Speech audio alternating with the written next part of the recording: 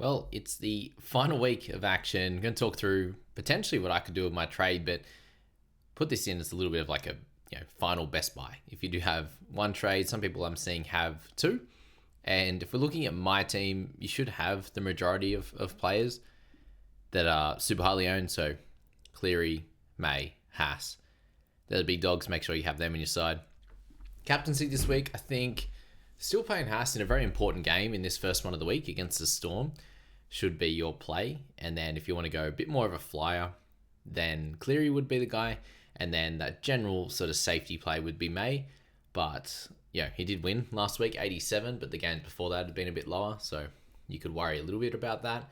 But Payne should do plenty of work in this one. And that's where I'm going to stick and keep my captaincy this week. Now, outside of that, the guys in my team, none of them, Teddy you also would have as well. None of the other guys clearly stand out as like sort of must-haves outside of Campbell as well. And then if we're looking at, some people may need a center. If you're looking for 17 this week, there's three that come to mind for the center position, Turbo being one of them. Number two is going to be Iro. And then, well, you could look at Katoni Staggs as well. But I think a little bit of a tougher one. Matt Timoko's had some tougher ones. I have him just below at the moment. Roger's been really, really good. He could continue that one, but I'd say he's a little bit more of a flyer type pick. The third one is going to be Nwangani Tawaze at the moment. So coming off a 79, 4 tries, they do play the South, who should put up a good fight in this one, but those sort of three guys is where I'd be looking. Turbo, potentially slightly more upside against the Warriors at home. And then you've got Iro. We know, a 51 average for the season is nothing to sneeze at. And they do come up against the Dogs, who, could be a closer type clash. And then Nawa has that upside as well. So safety-wise, you'd say Iro would be up there, but he's coming back from an injury, so getting back into form, and didn't score a try last week, but this is probably the week to do it. And then a couple of flyers would be Roger and Matt Timoko in the center position. If we're looking, and personally, I'm not selecting any of those guys. I think there's, if we got 255k in the bank, there's a few other players that are on the list that could do an awesome job. Now, wing fullback, I still personally have Reece Walsh as the number one pick, even though he plays against the Storm this week. So they are a team that is almost back to full strength. The Broncos have been scoring really well in attack. Will that happen and will that continue? Potentially.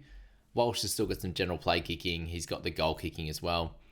Coming off back-to-back 90s, it's very, very hard not to have a look at selecting him. Next on the list, we actually have to scroll down. In my opinion, the second best wing fullback to buy this week, outside of owning Campbell and Teddy, is actually going to be Keanu Keeney. 414k is pretty wild. The last time he played the Tigers, it was last year, and we got 33 minutes for a 20 on the weekend, over 100 meters, 2 offloads. Should be a fun game against the Tigers. I'm expecting pretty high scoring. And in that case, Keanu Keeney can run for big meters, can finally get a try this year. I don't think he's got one yet. And hopefully score really well. He got 85 against the Tigers last year. Very different situation, given he has only played a couple of games at the start of the year. He's come off the bench the last few. So he hasn't got that full game match fitness that you would like, but he's definitely the second pick of the week. I think he can go big, but he can also go a 30 or 40 pretty easily. So if you're looking for boom or bust, I'd have him on the list outside of, Walsh. If you don't have that amount of cash to get Reece, then I like Keanu Keeney. Number 3 on the list, I just have Fuller ahead of Edwards. If Fuller stays at fullback and Herbie doesn't come in against the demolished Canberra side of all restings, he could score really, really well. And you see here a 53.3 average. That is definitely something that you could see from him, but also into the 68 territory of last week and into the 70s as well. Next on the list, I think we have to have Edwards just because he's got the pedigree. Isn't goal kicking, but it's against Dragons, and coming off a week rest, that could be good to get their form into the finals there. So building up into that, I think Edwards is really fun. So the guys, if you need, if you're moving a center up to, a wing fullback up to center like Turbo to cover that, and you want to get a wing fullback instead, then that works as well. We also mentioned Roger. He fits in this list next with Nawa and also Ronnie Mulatalo. Although against a tougher opposition, I probably wouldn't rush for that one. You've got Isaiah Yongi as well as a slightly cheaper guy, but it's Keeney every day of the week as soon as you're getting down to the cheaper ones. And he's absolutely the pod of all pods to finish off the year in round 27.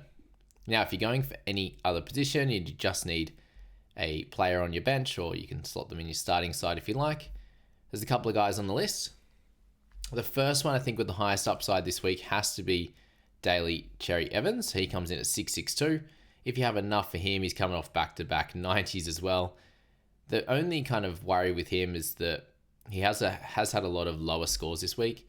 It is against a team that's fighting for a spot in potentially in the top 4 as well, or getting a home final. So they should be up for it, but they are in free fall at the moment, the Warriors, unfortunately.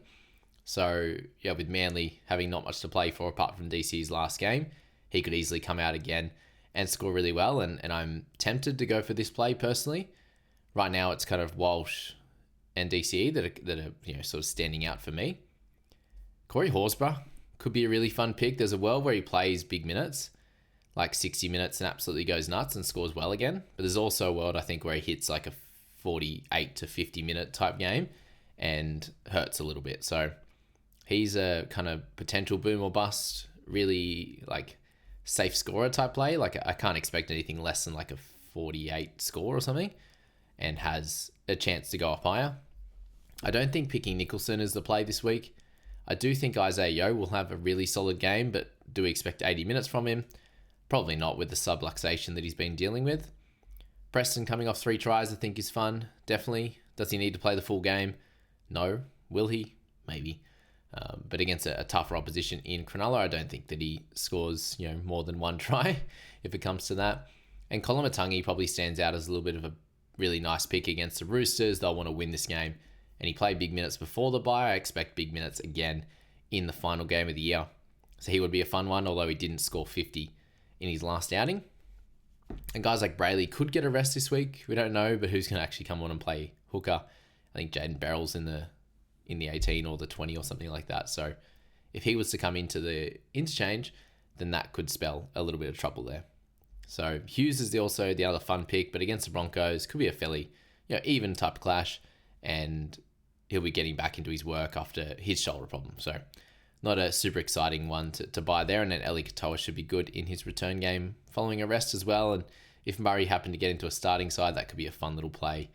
And Kaipi Spall coming off his low one doesn't excite me as much as it did a few weeks ago. So really in the lower ranks there of price, it's just Keanu Keeney every day of the week. And I also think Talis Duncan has a good one on the edge this week rather than in the centres, which is going to be fun as well.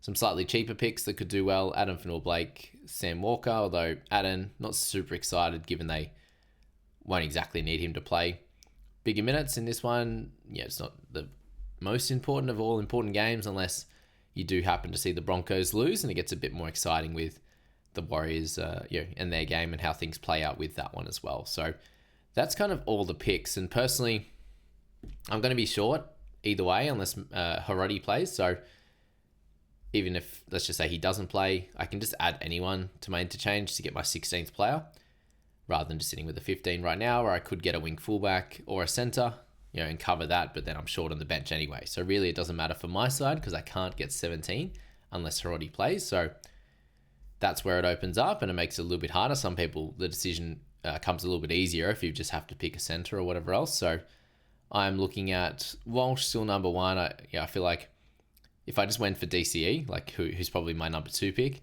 then Walsh comes out and absolutely kills it again.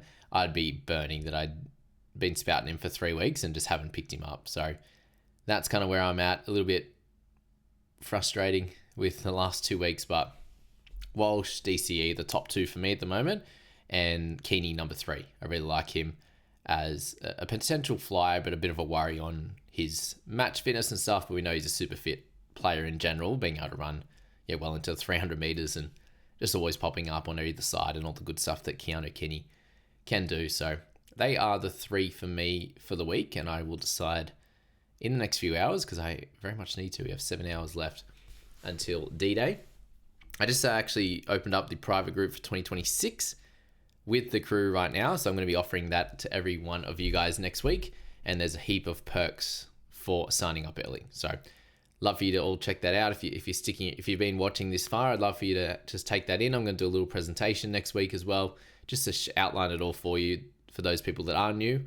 And if you don't have the clearest idea of how it looks and everything like that, I'll be able to teach you that one as well.